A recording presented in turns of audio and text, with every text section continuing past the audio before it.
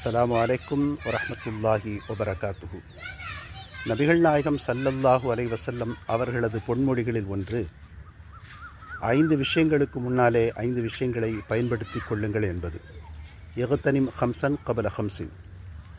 அந்த 5 விஷயங்களில் ஒன்று, உங்களுக்கு வேலை வருவதற்கு முன்னாலே ஓய்வை பயன்படுத்தி கொள்ளுங்கள் என்பதாக. இந்த கோடை காலத்திலே ஒரு விடுமுறை கிடைத்திருக்கிறது, ஒரு ஓய்வு கிடைத்திருக்கிறது.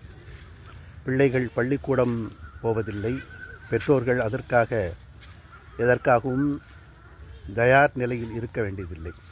எனவே பெற்றோர்கள் பிள்ளைகள் இருவருக்கும் ஒரு அற்புதமான ஓய்வு கிடைக்கிறது.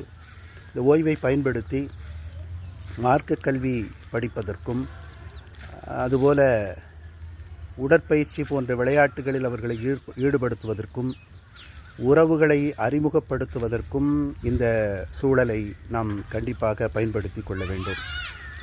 மார்க்க கல்வி என்பது மிக முக்கியமானது. ஒருவேளை உறவுகளை பார்ப்பதற்கு வெளியூர் சென்றாலும் கூட அந்த சந்தர்ப்பத்தை பயன்படுத்தி அங்கிருக்கக்கூடிய மார்க்க கல்விக்கூடங்களிலே நம்முடைய பிள்ளைகளை சேர்த்து விட்டோம் என்று சொன்னால் அங்கே அவர்கள் ஏதாவது உபயோகமாக கற்றுக்கொள்ளக்கூடிய சூழ்நிலை உருவாகும். அதுபோல நல்ல பழக்க வழக்கங்களை, நாகரிகங்களை, உறவுகளை கற்றுக் கொடுப்பதற்கான அற்புதமான தருணம் இது. எனவே இந்த ஓய்வை முழுமையாக பயன்படுத்தி நம்முடைய பிள்ளைகளுக்கு நாம் நல்ல விஷயங்களை கற்றுக் கொடுக்க வேண்டும். நபிகள் நாயகம் ஸல்லல்லாஹு அலைஹி வஸல்லம் அவர்கள் சொல்லும்போது, ஒரு பெற்றோர் தன் குழந்தைகளுக்கு கொடுக்கக்கூடிய மிகச்சிறந்த செல்வம் என்பது நல்லொழுக்கம் என்று சொல்வார்கள்.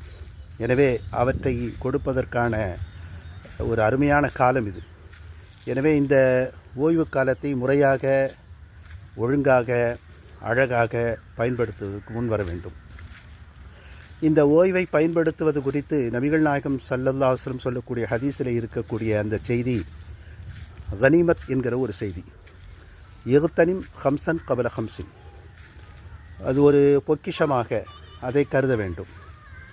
கனிமத் என்று சொன்னால் நேரடி பொருள், கொள்ளை பொருள். ஆனால் இங்கே ஒரு நம்முடைய பெற்றோர், நம்முடைய முன்னோர்கள் நம்முடைய அந்த வீட்டிலே ஏதாவது ஒரு கொள்ளை பொருளை, ஒரு விலை மதிக்க முடியாத பொருளை ஒழித்து வைத்து பின்வரும் காலங்களில் நமக்கு கிடைத்தால் அது எவ்வளவு மகிழ்ச்சியாக இருக்குமோ அந்த அளவிற்கு மகிழ்ச்சியோடு இவற்றை எதிர்கொள்ள வேண்டும் என்பதுதான் நபிகள் நாயகம் ஸல்லல்லாஹு அலைஹி வஸல்லுடைய ஒரு செய்தியாக இருக்கிறது. எனவே இந்த கோடையை முறையாக பயன்படுத்தி நம்முடைய பிள்ளைகள் மார்க்கம் கற்றுக்கொள்வதற்கும், இன்ன பிற ஒழுக்கங்களை கற்றுக்கொள்வதற்கும்